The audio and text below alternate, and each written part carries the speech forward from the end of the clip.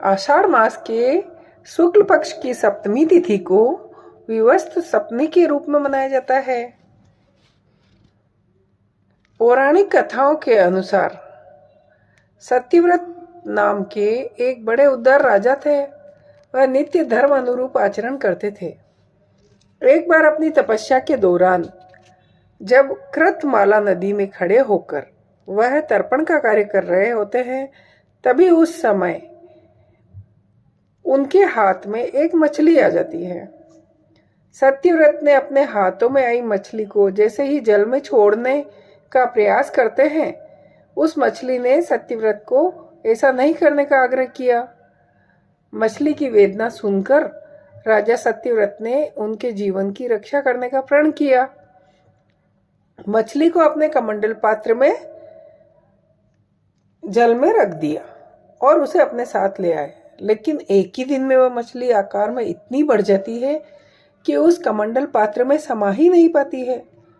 ऐसे में मछली राजा से पुनः आग्रह करती है कि वह उसे यहाँ से निकालकर किसी अन्य स्थान में रख दे।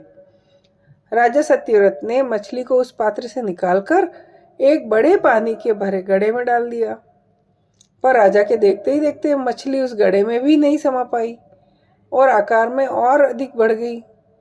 फिर राजा से अपने लिए किसी सुखद स्थान का मांग करती है। इसके बाद राजा ने मछली को घड़े से निकालकर सरोवर में डाल देते हैं। मछली का आकार वहां भी बढ़ जाता है और सरोवर में भी नहीं समाती। ऐसे में सत्यव्रत उसे अनेक बड़े बड़े सरोवरों में डालते रहे, लेकिन मछली का आकार किसी भी सरोवर में नहीं समा पाता। अंत में राजा उस मछली को समुद्र में डाल देते हैं, पर मछली समुद्र से भी विशाल हो जाती है। अंत में राजा को उस मछली को प्रणाम करते हुए बोलते हैं, मैंने आज तक ऐसा जीव नहीं देखा। आप कोई सामान्य जीव नहीं है।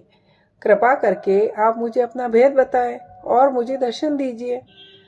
सत्यव्रत की निष्ठा को देखकर भगवान श्री विष्णु उसे दर्शन देते हैं और कहते हैं कि आज के ठीक 7 दिन बाद पृथ्वी पूर्ण रूप से जलमग्न हो जाएगी, अर्थात जल में डूब जाएगी।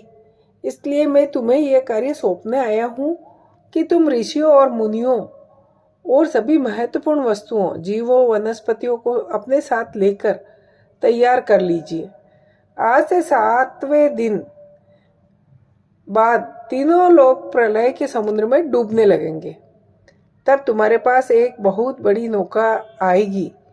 उस नौका में तुम समस्त प्राणियों, वस्तुओं और सप्तऋषियों को साथ लेकर उस नौका में चढ़ जाना। तब मैं इस मछली रूप में वहां आकर उपस्थित हो जाऊंगा। तब तुम वासुकी नाग के द्वारा उस नाव को मेरे सींग में बांध देना। इतना कहकर श्री विष्णु अंतर्ध्यान हो जाते हैं। प्रभु के कहे वचन अनुसार सत्यव्रत ने वही किया। तब 7वें दिन प्रलय आया और सत्यव्रत ऋषियों समेत नौका में बैठ जाते हैं और मछली स्वरूप जब विष्णु भगवान मछली का रूप लिए वहां आते हैं, तो वह उनके सींग पर नाव को बांध देते हैं और नाव में ही बैठकर प्रलय का अंत होता है। यही सत्यव्रत वर्तमान में महाकल्प में सूर्य के पुत्र श्राद्ध देव के नाम से विख्यात हुए और व्यवस्थ मनु के नाम से भी जाने गए। सूर्यपुत्र व्यवस्थ मनु ही मनुस्मृति के रचयिता है। 9 ग्रहों के राजा सूर्यदेव की उपासना की परंपरा में विवस्त्र सप्तमी का बहुत महत्व है। प्राचीन काल से ही इस दिन सूर्य के इस स्वरूप का पूजन होता आ रहा है। जय हो।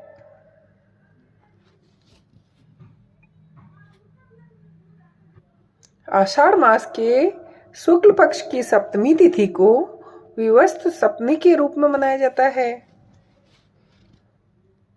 पौराणिक कथाओं के अनुसार सत्यव्रत नाम के एक बड़े उदार राजा थे। वह नित्य धर्म अनुरूप आचरण करते थे।